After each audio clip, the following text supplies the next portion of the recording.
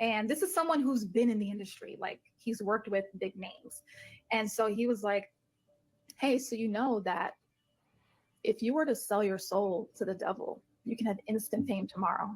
Yes, a music producer I was working with. He actually said those words. He actually said those words. At the top of the top, which albums are prayed over demonically. There's been a ton of videos about just how satanic Taylor Swift is. And then it's just, you know, adding to this whole, like, the music industry is run by Satan kind of urban legend. Not even urban legend. Urban legends aren't usually this stupid. It's ghost stories, you know what I mean? Like, that's what they are. I mean, they're just conspiracy ghost stories. It's like like the conspiracies when they go completely just into insanity. You know, this isn't like a JFK type stuff. This is like, oh, and yeah, the industry, you know, the music industry is ran by Satan, and as long as you sell your soul to the dude, you get instant fame. Satan can just give you all of the talent and all of his good connections and everything like that. So I found this video of this young lady breaking all this type of stuff down. So we're going to get into it. I am Brentley, and this is the Punk Apostate. Let's go.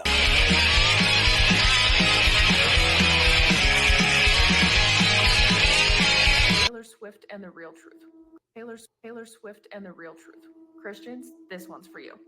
I'm going to show you all of the video clips. I'm going to show you all of the articles. I'm going to show you the direct reasons in solidified factual proof of What is solidified? I don't feel like that's the right word to use there. In solidified factual proof of why they go against scripture. I'm also the reasons in factual solidified truth.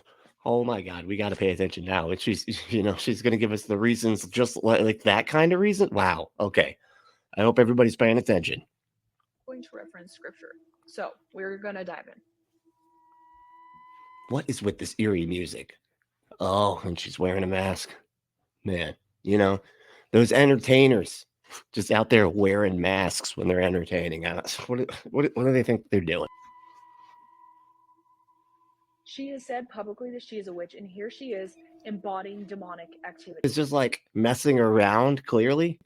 There was it was just like a couple tweets that people, and of course, you know, it's Taylor Swift. Like, everybody's going to read into everything that she says way too much, you know, because she's Taylor Swift. Of course they are. You know what I mean? It's like being the president, right? You know, they're gonna pick apart every goddamn thing you say. All right.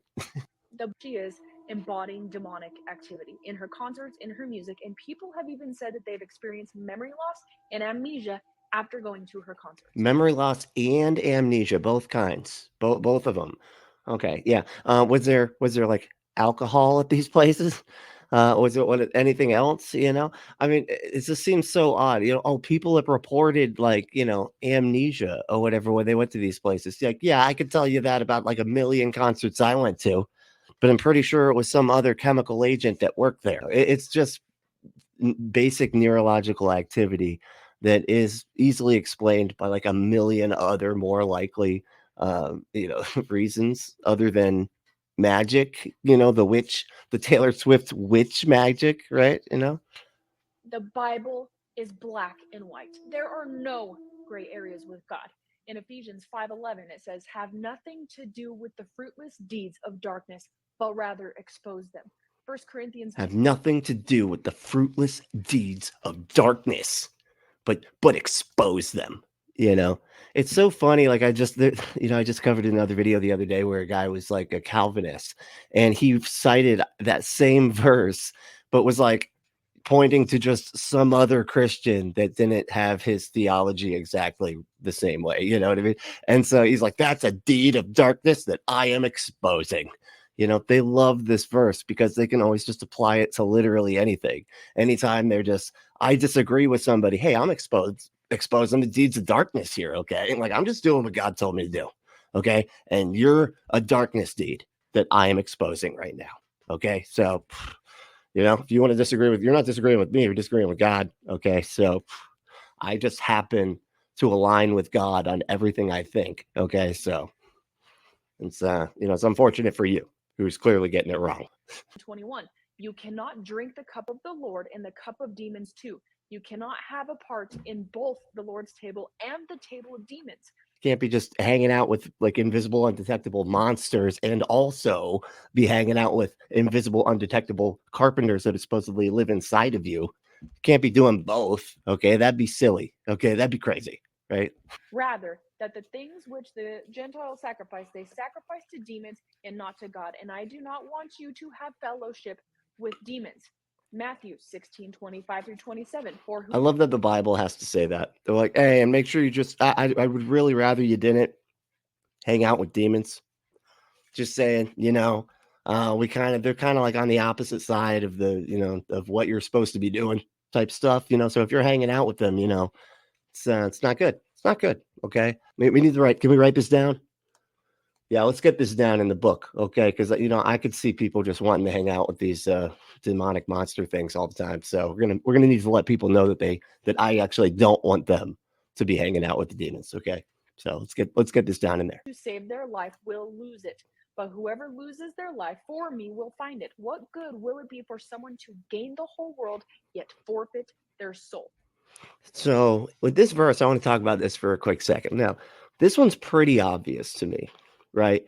This has a lot to do with just isolating people, right? And getting them to follow you, right? This is all about the cult type stuff. This is in the same vein as when Jesus was sitting there saying, like, in order to love me, you have to hate your mom, you have to hate your dad. Like, why did he say that? Oh, well, he wasn't being like, literal or anything. He wasn't saying you have to literally hate your parents. He was just saying that, like, in comparison, right, to how much you love Jesus, you'd hate your parents, right? That's what I always heard. It's in comparison, really. But no, those verses are very specific in their goal is to separate you from your loved ones, from your family, from anybody that might question, that might say, hey, are you sure this isn't just some cult that you're following? Are you sure that this is rational? Are you sure you're being reasonable here? Because, like, it sounds like you're just, following some crazy person and giving up everything just to do everything this one cult leader wants you to do, right? And so these kinds of verses where it says those who lose their life will find it, and it's basically saying, hey, you can leave your parents and your family and your life and everything behind, because what's really important is the magical thing, your magical existence that is eternal, that I can help you out with, right? What doesn't matter, your family and stuff like that. Don't, just sacrifice your life, lose your life so that you can find it in me. These are all just manipulative cult, type cult follower, cult leader kind of Bible verses that, are pretty obvious as to what their goal is. Do you think there's a level of fame that is just too dangerous? Yeah, if you don't drink the Kool-Aid, you don't drink the gold juice, that I will live forever and I'll have whatever I want. So I was offered Who the hell is this? I don't know who this person is. the gold juice 3 times. I don't know, but I didn't drink it and I didn't want it. They send like people after you. You can have everything you want, all the fame in the world, all the money. I'm like, When I was working with this, Hold on. Who was that? And she's saying like gold juice. What is gold juice? So you live forever if you drink this gold juice. It sounds, a lot of the stuff that these people are saying, especially when it's like kookier people like that young lady, whoever she was, that didn't necessarily sound like she was just a very reliable, and so when they're playing these clips of these people and everything, a lot of it sounds like it's kind of like metaphors kind of run amok or something, or like metaphors that people took seriously because, like, the people that are using those metaphors don't hold the actual magical beliefs, right? But the people that do hold those actual magical beliefs then interpret their metaphor as something much more literal, and I feel like that's what's happening here a lot. And then the wires just get crossed, and then everybody talking, and all the gossip, and then it just spreads to, the devil is in control of Hollywood. He wants you to sell your soul. so we were working on my first album to get me shopped to get a major deal. And we were taking a break from recording this album, and he took me around the studio. And this is someone who's been in the industry, like he's worked with big names. And so he was like, hey, so you know that if you were to sell your soul to the devil, you can have instant fame tomorrow. Yes, a music Wow. producer I was working with He actually said those words. He actually said those words. I don't. I'm sorry, but I'm not convinced. I'm not convinced that that lady actually understood what was happening there. It almost sounds to me like the dude was messing with her. You know what I mean? Like it's one of those jokes, like when you're first coming into the, hey, you know, if you sell your soul to the devil, well, then we can get you. You'll be famous like crazy tomorrow. If you good to do that? No. And then when they're like, oh, are you serious? They're just like, holy shit. Okay, they actually think that I'm being serious with this one. Yes, I am actually being serious. Music is prayed over demonically. That goes out to the world, goes out to the radio stations, goes out to the public. Don't get me wrong. There's a lot of dumb people out there.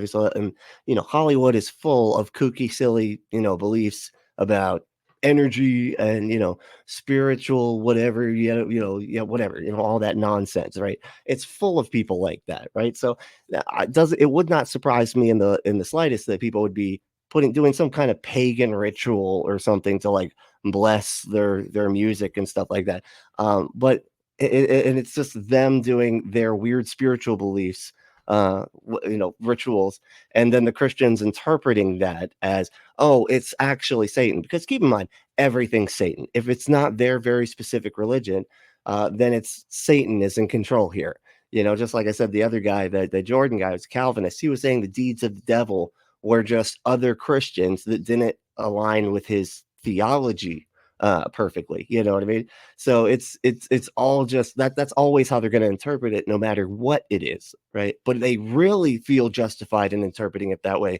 I mean, anytime there's like other cultures and stuff like that, they love to say that's satanic, because they see it as being different and not the weird, it's not the normal undead carpenter ghost living inside you, cannibalizing him thing that they think is so normal, with their communion and all that and the transubstantiation and all that not crazy nonsense. But because they see that as normal, they see other stuff as the crazy nonsense. And it's just so funny that they can't see how silly their thing is, and then they're terrified of everybody else's stuff.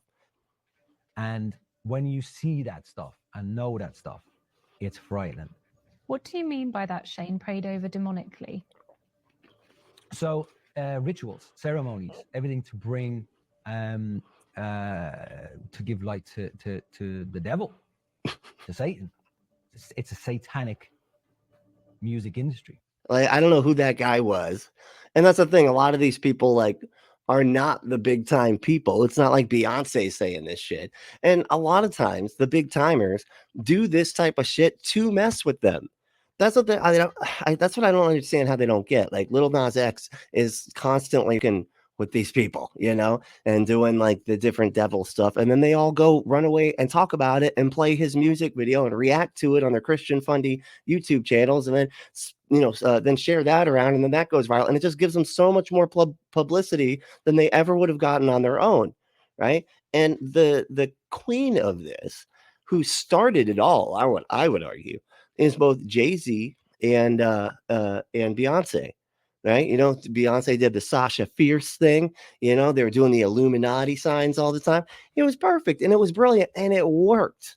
It worked because it was right in that time period where the internet was just new enough to where there was no real checks and balances as far as like truthfulness goes, and conspiracies were just everywhere. Right. And so in like the 2010s, I want to say like 2010s, like around that time, and Beyonce and Jay-Z, and they're doing all their symbols and stuff, and that got it spread so much further than it would have otherwise, because you have all these kind of like urban legends sort of going along with the music and the symbolism of the albums. It makes everything so much more interesting because it makes it like it's a puzzle now.